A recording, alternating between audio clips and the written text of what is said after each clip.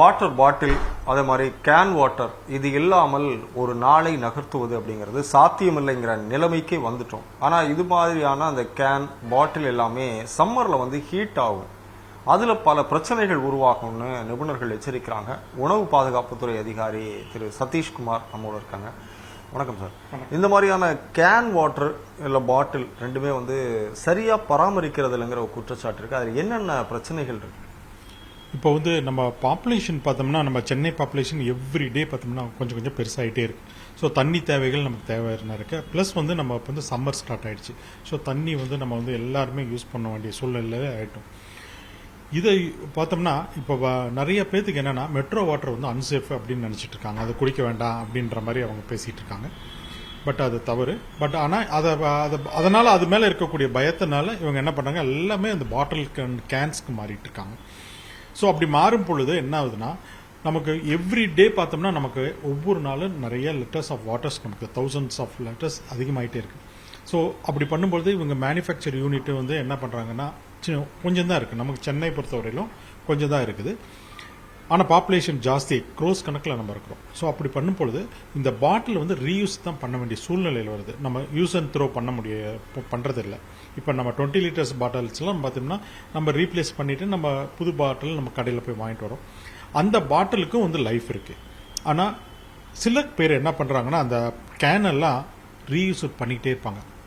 Up to அந்த cycle எவ்வளோ பண்ணலான்னா, ஒரு 50 சைக்கிள்ஸ் யூஸ் பண்ணலாம்.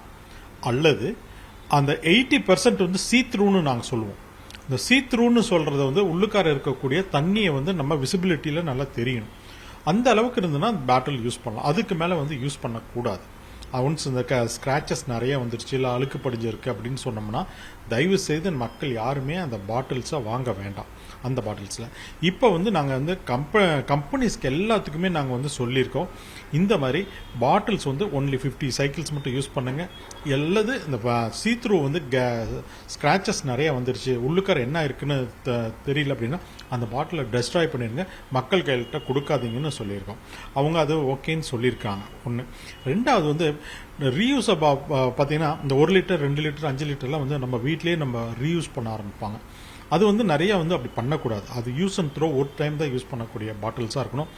அதுலேயே நாங்கள் பாட்டில் மேனுஃபேக்சரர்ஸ்கிட்டே நாங்கள் சொல்லியிருக்கோம், இந்த மாதிரி பாட்டில்ஸ் யூஸ் பண்ணுங்கள், அதை பிரிண்ட் பண்ணணும்.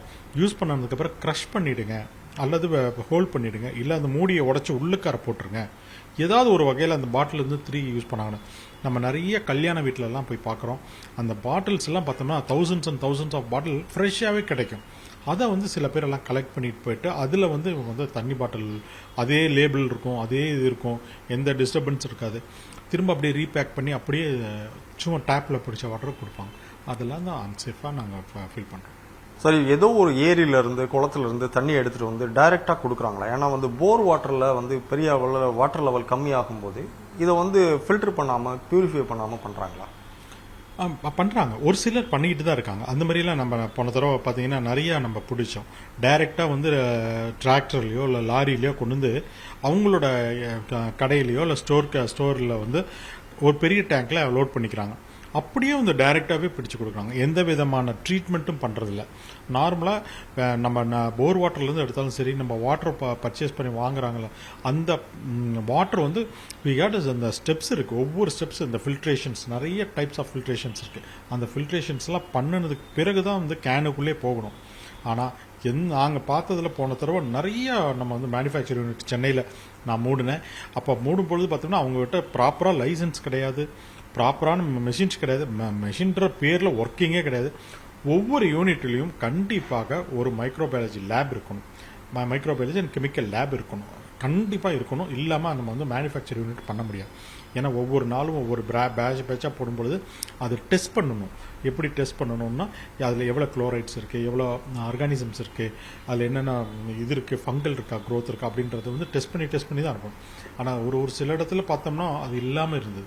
அது எல்லாத்தையும் நான் போன வருஷம் நான் ரெக்டிஃபை பண்ணியிருக்கேன். இந்த வருஷம் நான் ஃபஸ்ட்லேருந்து ஆரம்பிக்க போகிறேன். இப்போ அப்படி ஆரம்பிக்கும் பொழுது திரும்ப நான் போன தடவை என்னென்னலாம் சொன்னோன்னா போன தடவை எல்லாமே கவர் பண்ணிட்டேன். ஆல்மோஸ்ட் சென்னையில் இருக்கக்கூடிய மேக்ஸிமம் எல்லாமே 99% வந்து நான் கவர் பண்ணிட்டோம். அந்த 1% கூட பார்த்தீங்கன்னா எங்களுக்கு அன்ஆத்தரைஸ்டாக வீட்டுக்குள்ளே வச்சுக்கிட்டு தெரியாமல் கேனில் மட்டும் ஃபில் பண்ணி கொடுத்துட்டு க்ளோஸ் பண்ணிவிடுவாங்க கடையை. இப்போ ரெகுலர் கடையாக இருக்காது. அந்த மாதிரி கடையை எங்களால் கொஞ்சம் ட்ரேஸ் பண்ணுறது கொஞ்சம் கஷ்டமாக இருக்குது. அதையும் நாங்கள் வந்து இப்போ இந்த தடவை ஒரு 4-5 கடை ட்ரேஸ் பண்ணி பிடிச்சிருக்கோம். ஸோ அந்த கேன் வாட்டரை வந்து எங்கெல்லாம் வந்து இப்போ ஃபில்டர் இல்லாமல் கொடுக்குறாங்களோ அதை தான் நான் முதல்ல இப்போ வந்து நாங்கள் கான்சென்ட்ரேட் பண்ண போகிறோம். அதாவது சென்னை மாதிரியான சிட்டியில் மெட்ரோ வாட்டர் நல்லது தான். இப்போ மற்ற ஊர்களில் கிராமங்களில் வந்து இந்த பைப்பில் வரக்கூடிய தண்ணியே வந்து நல்லது, கேன் வாட்டரை விட அதான் பெஸ்ட்டுன்னு சொல்கிறீங்க.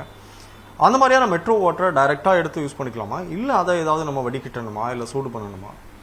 இல்லை, இப்போ வந்து நம்ம மெட்ரோ பொறுத்தவரையில் டைரெக்டாகவே குடிக்கலான்னே சொல்லுறாங்க. ஆனால் வந்து பார்த்தோம்னா அந்த ஹேண்ட்லிங் அவங்க கொடுக்கும் பொழுது பியூராக தான் கொடுக்குறாங்க. ஏன்னா வந்து ட்ரீட்மெண்ட் பிளான்ட்டில் கொடுத்து அந்த தண்ணி வந்து நம்ம பம்ப் பண்ணி வீட்டு வாசல் கொண்டுறாங்க. நம்ம பிடிக்கும் பொழுதோ தண்ணியிலையோ கீழே செஞ்சு இருக்கிறதோ இல்லை பாட்டில் ஏதோ சுத்தம் இல்லாமல் இருந்ததுன்னா தண்ணி வந்து கண்டாமினேட் ஆகிறதுக்கு நிறைய வாய்ப்புகள் இருக்கு. டேங்க் க்ளீன் பண்ணாமல் விட்டுட்டோம், அந்த டேங்க்குள்ளே உழுது நம்ம அது ப்ராப்பராக க்ளீன் பண்ணி அதுக்குள்ளே சுண்ணாம்பெல்லாம் அடிக்கணும். அதுக்குன்னு ப்ரொசீஜர் இருக்குது. அது நம்ம வீட்டில் பண்ண நிறைய பேர் பண்றது கிடையாது. வீட்டில் ஓவர் டேங்க்கு பார்க்க திறந்து பார்த்தவங்களே பல வருஷங்கள் திறக்காம கிடக்கிறதுன்னு நம்ம பார்த்துருக்கோம். அதுக்குள்ள பாசியெல்லாம் இருக்கு. அதனால நான் என்ன ரெக்வஸ்ட் பண்றேன்னா, எல்லாத்தையுமே எடுத்துட கூட, ஈவன் மெட்ரோ வாட்டரே வந்தா கூட நமக்கு கிளீனா கொடுத்தா கூட நம்ம வீட்டில் அது சுடுதண்ணியா மாற்றி ஆற வச்சு குடிக்கிறதே பெஸ்ட். எந்த தண்ணியாக இருந்தாலும் சரி, not only the metro water, even can வாட்டரே நாங்கள் அதான் சொல்லுவோம். இந்த இருக்கக்கூடிய இந்த சூழ்நிலைக்கு சுடுதண்ணியாக கொதிக்க வச்சு ஆற வச்சு அந்த தண்ணியை குடிங்க. ஸோ தட் நமக்கு வந்து ஹெல்த்துக்கு வந்து சேஃப் அப்படின்னு தான் நான் சொல்லுவேன். ஏன்னா எந்த ரூபத்தில் வரும்னே சொல்ல முடியாது. ஆனால் நமக்கு கொடுக்கும் பொழுது மெட்ரோ வாட்டர் நம்ம வீட்டு முழுக்கும் வர்றது வந்து சேஃபாக தான் வருது. பட் வீட்டுக்குள்ளே வரும் பொழுது இந்த தொட்டிக்குள்ளேயும் பைப்புலையும் கையில் பிடிக்கிறது அதெல்லாம் தண்ணி கையில் பட்டதுன்னா அழுக்குப்பட்டதுன்னா அது வந்து இப்போ பொல்யூஷன் வந்துடுது. அதனால உடல் கேடு வர்றதுக்கு வாய்ப்புகள் நிறையா இருக்கு.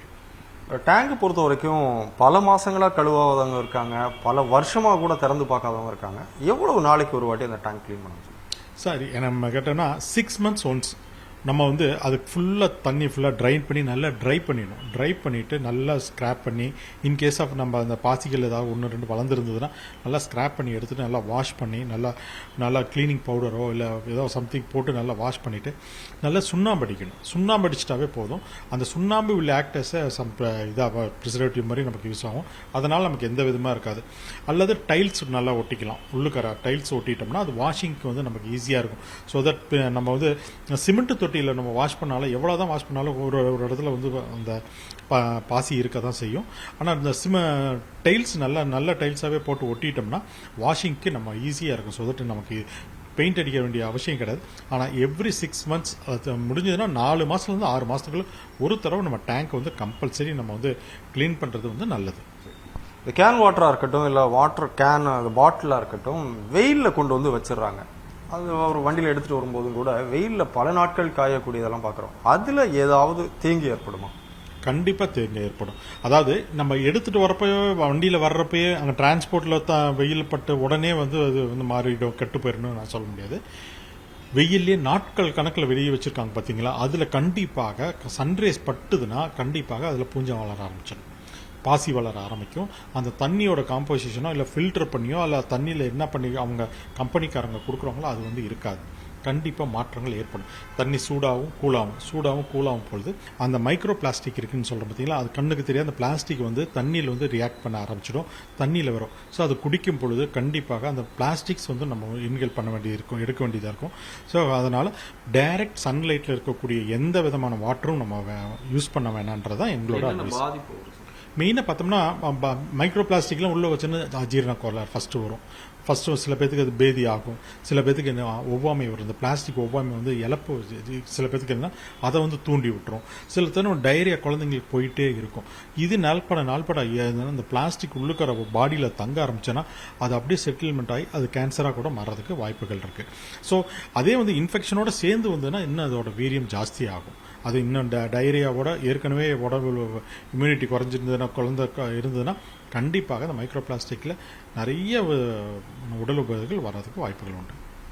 அது எல்லா உணவுப் பொருளுக்குமே ஒரு எக்ஸ்பைரி டேட்டுன்னு ஒன்று இருக்குது. தண்ணீரை பொறுத்த வரைக்கும் எத்தனை நாட்கள் ஒரு பாட்டில் அடைச்சி வைக்கலாம்னு இருக்கு? அதாவது நல்ல ப்ராப்பராக நம்ம சொல்லக்கூடிய அந்த ஃபில்டர்ஸ் நிறைய டைப்ஸ் ஆஃப் 4-5 டைப் ஆஃப் ஃபில்டர்ஸில் தான் வரணும். சாண்ட் ஃபில்டர் ஆகட்டும், கார்பன் ஃபில்டர் ஆகட்டும், நிறைய செமி மெம்பரேன் ஆகட்டும், ஆர்ஓ ஆகட்டும், நிறைய ஃபில்டர்ஸ் ஏரியா இருக்குது. இது பிரகாரம் பண்ணி கரெக்டான ஒரு கம்பெனி வச்சுருந்தானா 6 மாதத்துக்கு நம்ம வச்சுக்கலாம். தாராளமாக நம்ம வந்து வெயில் படாமல் ஒரு இடத்துல வச்சுக்கணும், 6 மாதம் மட்டும் வச்சுக்கலாம். இதே வந்து இதில் ஏதாவது எதுவுமே இல்லை, ஃபில்டரில் பாதி தான் பண்ணுறாங்க, ஒரு ஃபில்டர் 2 ஃபில்டர் தான் பண்ணுறாங்க அப்படின்னு சொன்னால், மெம்பரேன் ஃபில்டர் மட்டும் தான் யூஸ் பண்ணுறாங்க, வேறு எந்த ஃபில்டரும் பண்ணலைன்னா, அதெல்லாம் கிட்டத்தட்ட பார்த்தோன்னா ஒரு மாதத்துக்குள்ளே குடிச்சிடுறது நல்லது.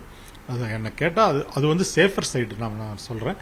பட் 6 மாதம் மட்டும் அவங்களே சில கம்பெனிஸ்லாம் அதிலே கொடுத்துருப்பாங்க, யூஸ் பை டேட், எக்ஸ்பைரி டேட்னு அவங்களே கொடுத்துருப்பாங்க. ஏன்னா அவங்களுக்கு தெரியும் அவங்க வந்து எவ்வளோ நாள் வச்சுக்கலான்றது வந்து எங்ககிட்ட பர்மிஷன் வாங்கியிருப்பாங்க. நாங்கள் போய் இன்ஸ்பெக்ட் பண்ணும்போது அந்த மெம்பரேன்ஸ்லாம் இருக்கா, ஒர்க் ஆகுதா, கண்டிப்பாக அந்த தண்ணி வந்து இருக்குமா அப்படின்ற மாதிரி போட்டுட்டு கெமிக்கல் டெஸ்ட் லேபையும் நாங்கள் வந்து கம்பேர் பண்ணுவோம்.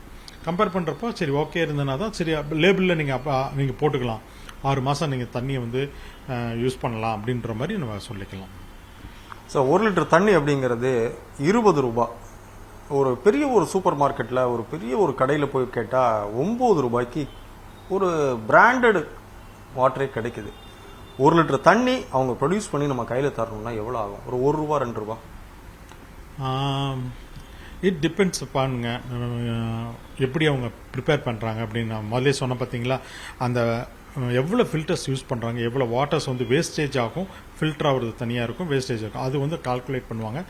ரெண்டாவது அந்த கெமிக்கல்ஸ் அவங்க யூஸ் பண்ணுறாங்கன்னு வச்சுக்கோங்களேன், அது பியூரிஃபிகேஷன் பண்ணுறதுக்கோ இல்லை அதில் மினரல்ஸ் ஆட் பண்ணுறாங்க, மினரல் வாட்டர் நம்ம சொல்லும் போது மினரல் ஆட்ஸ் பண்ணுறாங்களா இல்லை ஆல்கலைன்ஸ் ஆட்ஸ் பண்ணுவாங்க, அது வந்து டிஃப்ரெண்ட் ஆகுங்க, ப்ரைஸஸ் வந்து டிஃப்ரெண்ட் ஆகும். மேக்ஸிமம் நம்ம 5 to 8 rupees பர் பேட்டல் வந்து ஒரு நார்மல் மினரல் வாட்டரில் கொண்டாடலாம். இப்போ அல்கலைன் வாட்டர்லாம் பார்த்தோம்னா ரொம்ப காஸ்ட்லியாக தான் இருக்குது. ஏன்னா அது வந்து கம்ப்ளீட்டாக அதோட ப்ரிப்பரேஷனே வேறு. அது மாதிரி போகும்பொழுது அல்கலைன் வாட்டர்லாம் பார்த்தோம்னா இப்போ ஹிமாலயன் நமக்கு டிரான்ஸ்போர்ட் வருது, ஹிமாலயன் வாட்டர்ஸ்னு சொல்கிறோம், ஈவியான்னு சொல்கிறோம், 11 அதெல்லாம் டிரான்ஸ்போர்ட்டே நமக்கு வந்து பாதி காசு அது எடுத்துரும். இப்போ நம்ம லோக்கலில் எடுக்கிறது வந்து மினரல் வாட்டர் மட்டும் இருந்ததுன்னா 8 ரூபா, எனக்கு தெரிஞ்சு வந்து 8 ரூபாய் பக்கமாக வந்து ஒரு பாட்டில் தயார் பண்ணுறதுக்கு, அல்லது ஒரு 6 to 8 ரூபா. இந்த கேன் வாட்டரே எனக்கு வேணாம் அப்படின்னு நிறைய பேர் வீட்லேயே ஆர்ஓ போட ஆரம்பிச்சிட்டாங்க. இந்த ஆர்ஓ அப்படிங்கிறது உண்மையிலேயே அதை ஃபில்டர் பண்ணி தருதா? ரொம்ப ஒரு உப்புத்தன்மை உள்ள தண்ணியுமே வந்து மாற்றி கொடுக்கும்போது அது வந்து உடலுக்கு உகந்ததா? இல்லை, ஆர்ஓ வாட்டர்ன்றது வந்து நல்லா ஃபங்க்ஷனபிள் தாங்க. அது வந்து நம்ம செலக்ட் பண்ணுற கம்பெனிஸ் பொறுத்து. உங்களை ஏமாத்துறதுக்குன்னு சில கம்பெனிஸில் போலி கம்பெனிஸே இருக்கிறாங்க. ஆர்ஓ அப்படியே அதே மாதிரி இருக்கும், ஆனால் ஃபில்டர்லாம் ஆகாது, அப்படியே வரும். யூவி அல்ட்ராவயலட்டில் ட்ரீட் பண்ணி கொடுப்போம் அப்படின்னாங்க வராது. ஃபஸ்ட்டு ஒரு 6 மாதத்துக்கு நல்லா வேலை செய்யும், அதுக்கப்புறம் கெட்டு போயிடும், அப்புறம் மெம்பரேன் மாற்ற மாட்டோம், கேட்டால் சர்வீஸ் வர மாட்டாங்க. அப்போது ஆட்டோமேட்டிக்காக அது வந்து அன்சேஃபாக தான் நமக்கு வரப்போகுது அந்த வாட்டர். ஸோ நம்ம ஆர்ஓ வாட்டர் நம்ம வீட்டில் நீங்கள் போடணும் அப்படின்னு நினச்சிங்கன்னா, இல்லை அல்ட்ராவயலட்டில் பண்ணுற மாதிரி பண்ணணும்னு நினச்சிங்கன்னா, செலக்டட் பிராண்டட் கம்பெனி யார் நிறைய சர்வீஸ் பண்ணுறாங்க அவங்கக்கிட்ட டேட் ஒன்றும் வாங்கணும். அப்போது அந்த வீட்டில் பண்ணும்பொழுது எவ்ரி 3 months 4 months ஒன்ஸோ அந்த மெம்பரேன்ஸ் வந்து சேஞ்ச் பண்ணுவாங்க அந்த ஃபில்டரை.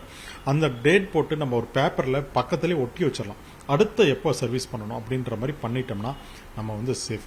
ஆனால் இதே ஆர்ஓ வாட்டர் எல்லாரும் ஆர்ஓ வாட்டர் போடுறோம் அப்படின்னு நிறைய கம்பெனிஸ் இருக்கிறாங்களோ இல்லையா, ஸ்டாண்டர்டான கம்பெனிஸ் இல்லாதவங்களும் இருக்கிறாங்க.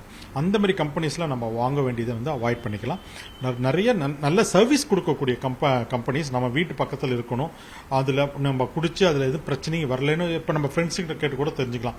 உங்கள் வீட்டில் எவ்வளோ நாளாக போட்டிருக்கீங்க? நான் ஒரு 2 வருஷமாக போட்டிருக்கேன், எந்த ப்ராப்ளம் இல்லை, ஆனால் இப்போ கரெக்டாக வந்து மாற்றி கொடுத்தோம். அந்த மாதிரி கம்பெனிஸை செலக்ட் பண்ணி நம்ம பண்ணணும்னா ரொம்ப நம்ம ஆரோக்கியத்துக்கு நல்லதுன்னு நினைக்கிறேன்.